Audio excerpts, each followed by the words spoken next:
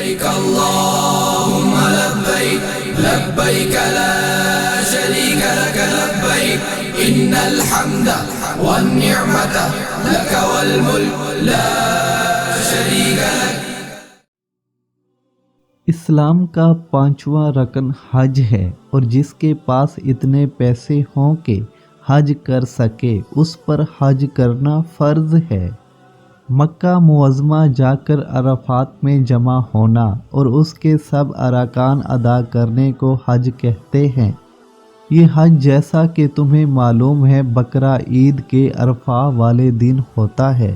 اس روز تمام دنیا سے مسلمان جوک در جوک ہوائی جہازوں میں، پانی کے جہازوں میں، موٹروں میں اور بسوں میں، مختلف سواریوں میں، پیدل لاکھوں کی تعداد میں عرفات کے میدان میں جمع ہو کر اللہ تعالیٰ سے دعا مانگتے ہیں، اور اللہ تعالیٰ بھی کہتے ہیں کہ جس نے حج کر لیا میں اس کے تمام عمر کے گناہ معاف کر دیتا ہوں۔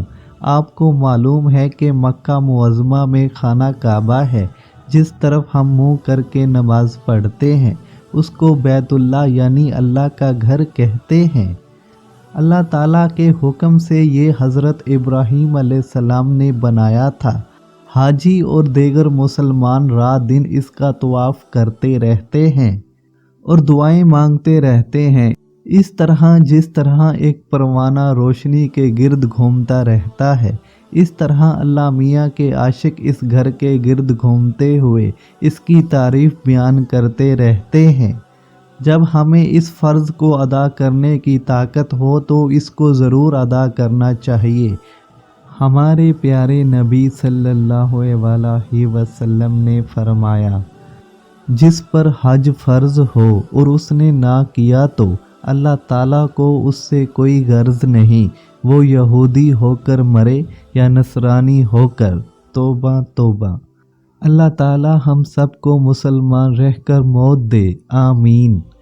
اب چند آیات حج کے متعلق ہم قرآن مجید میں سے بتا رہے ہیں۔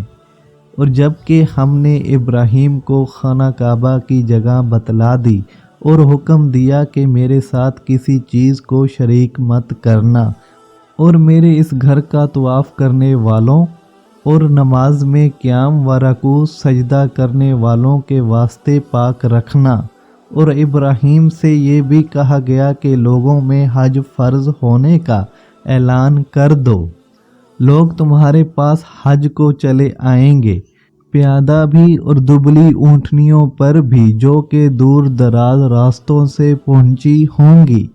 یہ ویڈیو اگر اچھی لگی ہو تو اس چینل کو لازمی سبسکرائب کر کے ہمارے ساتھ جڑے رہیں۔ شکریہ۔